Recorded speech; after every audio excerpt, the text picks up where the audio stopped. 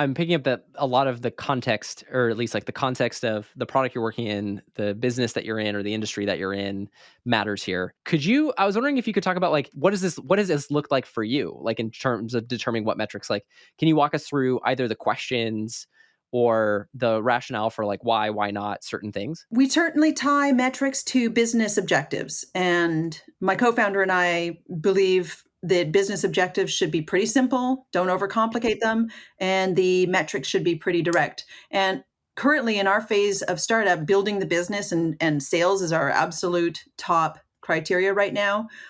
Sales figures and renewal figures and whether customers' purchases go up with renewal and how often they renew, those are absolutely our top metrics. We're building additional metrics right now to figure out quickly after a project is over, what was the satisfaction?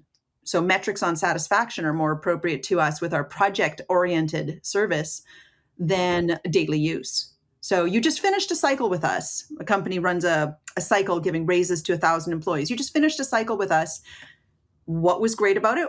Would you recommend it to another company? What's your NPS? The Net Promoter Score, is that what it stands for? Is a great metric for us. Because if we can build on referrals, we can build this business.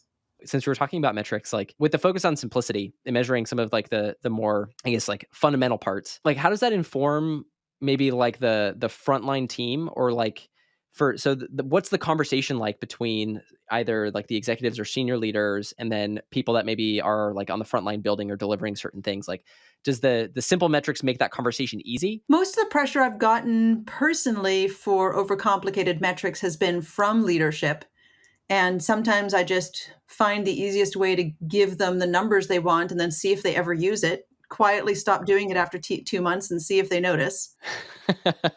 I think it deserves a pretty broad conversation if you're going to put effort into it.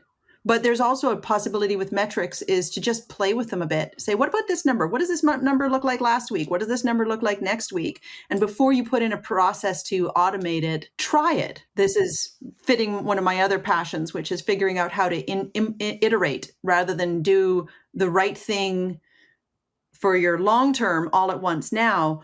Figure out a plan to iterate to get there.